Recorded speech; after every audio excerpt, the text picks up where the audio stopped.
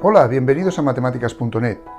Hoy vamos a comenzar un tutorial sobre integración impropia de funciones reales de variable real. Muy bien, vamos a definir primero un concepto sobre integración Riemann. Sea f una función real definida en un subconjunto de R no vacío, conjunto A de R no vacío. Decimos que F es Riemann integrable localmente, sí, solo sí, para cada subintervalo alfa, beta, cerrado y acotado, incluido en A,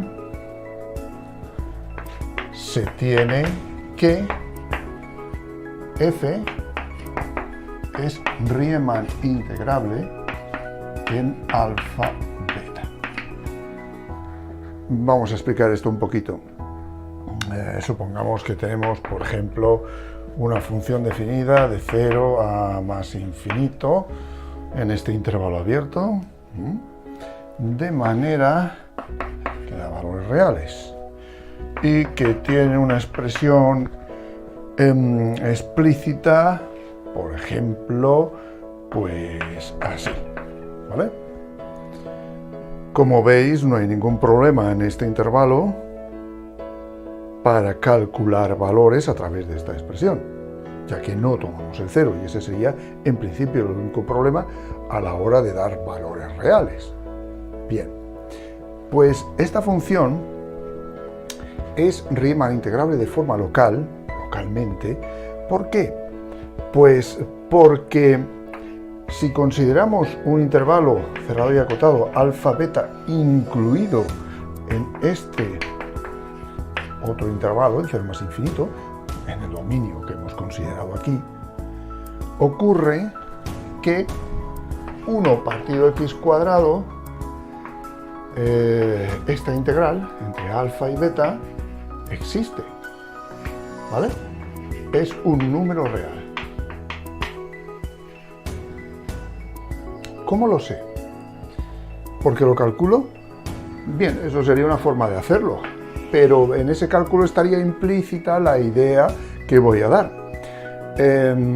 Primero, esta función f está acotada en cualquiera de estos subintervalos. Cuidado, no está acotada en todo su dominio.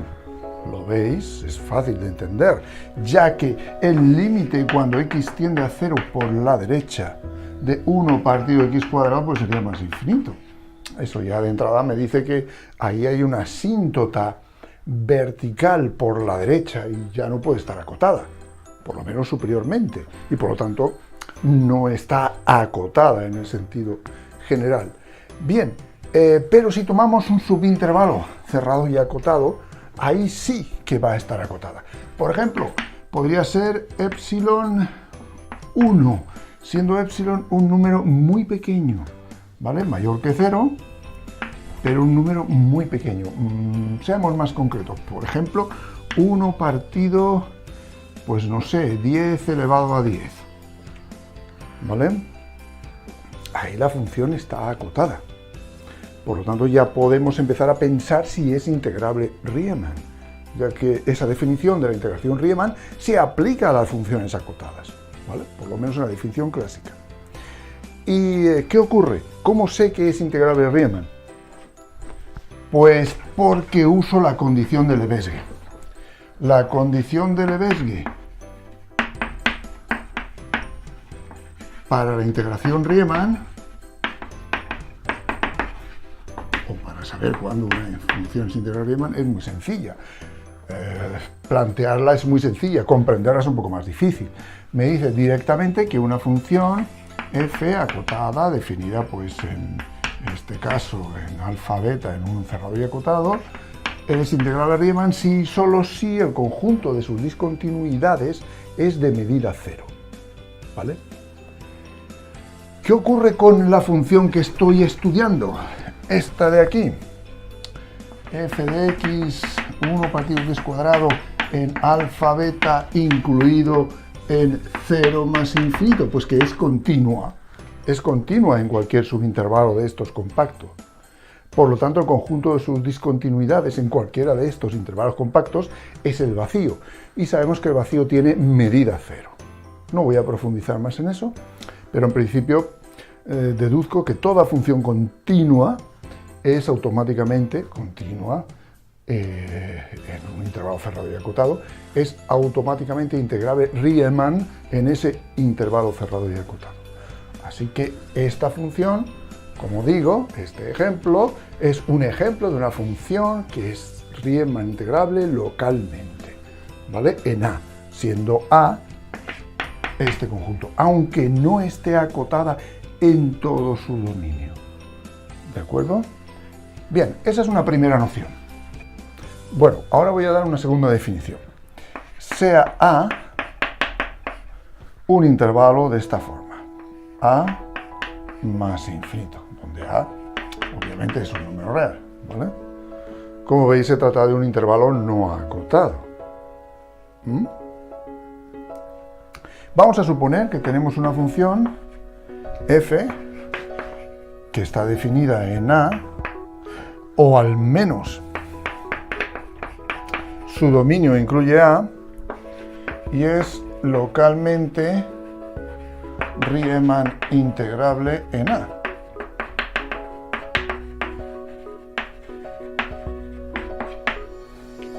¿Vale? Muy bien.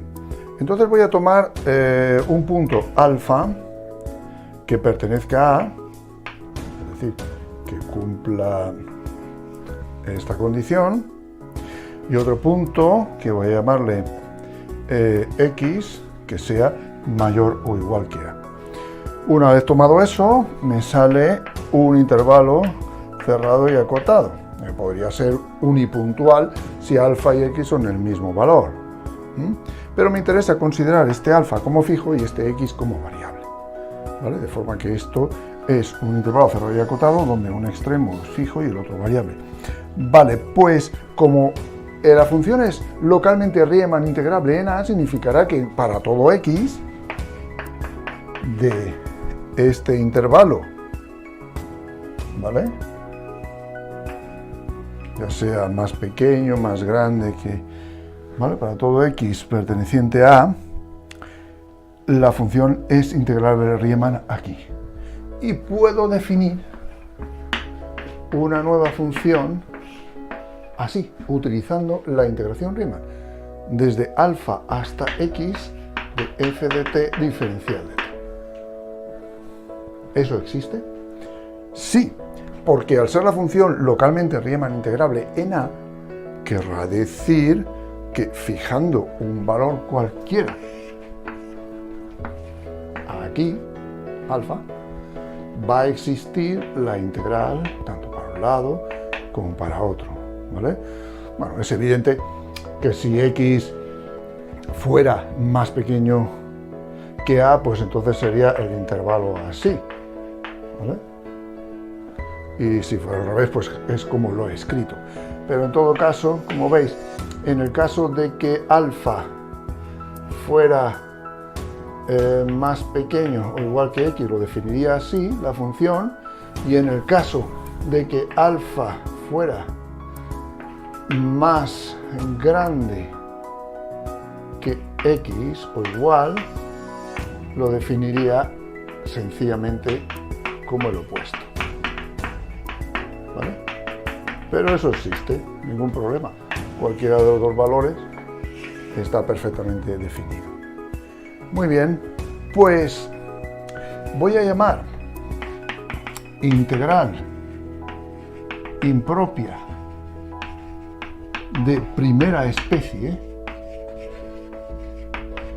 de f en a más infinito al límite cuando x tiende a más infinito de f de x. Si tal límite existe y es un número real. ¿De acuerdo?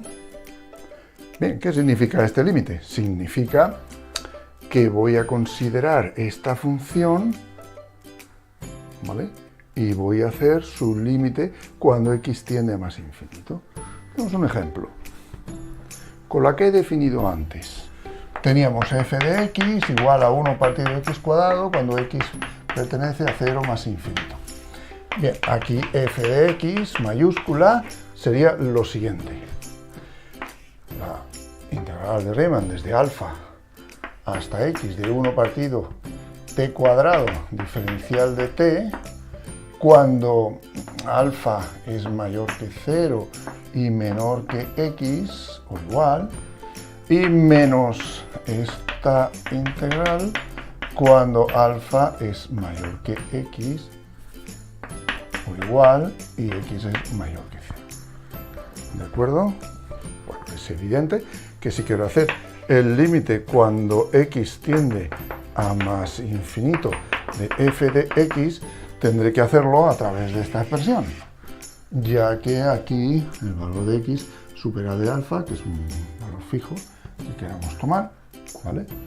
Y sería el límite cuando x tiende a más infinito de alfa x 1 partido x cuadrado, 1 partido t cuadrado diferencial t. Cuidado aquí con las letras porque es una variable muda, pero no tenemos que confundirlo, ¿vale? Sería 1 partido t cuadrado diferencial t. Cuando digo variable muda me refiero a que puedo poner t, puedo poner h, pero nunca puedo poner esta t, x de aquí, porque entonces habría confusión. Bueno, ¿cuánto daría esto? Lo sabemos hacer, ¿verdad? Primero hacemos esto, que sería t a la menos 2, t a la menos 1, partido menos 1, entre alfa y x. ¿De acuerdo? Y eso sería igual a el límite cuando t tiende a más infinito de menos 1 partido x, así. Bueno, no hago nada más que sustituir el valor. Y más 1 partido alfa. ¿Lo veis? He puesto x en lugar de t y luego le he restado alfa en lugar de t. Bien, si hago este límite, como veis, la única variable es esta, y es menos 1 partido infinito menos 1, esto sería 0, más 1 partido alfa, y me da 1 partido alfa. Como he dicho que alfa es un número menor que 0, ¿vale? Siempre es un número de intervalo en el que he definido la función, pues esto es un número real. Por lo tanto, puedo decir que existe la integral impropia de primera especie para esta función en ese intervalo, ¿vale? Y puedo escribir integral entre alfa y más infinito de 1 partido x cuadrado diferencial de x igual a 1 partido alfa, ¿vale? Puedo escribir esa notación, entendiendo todo el proceso que hemos hecho para llegar a aquí.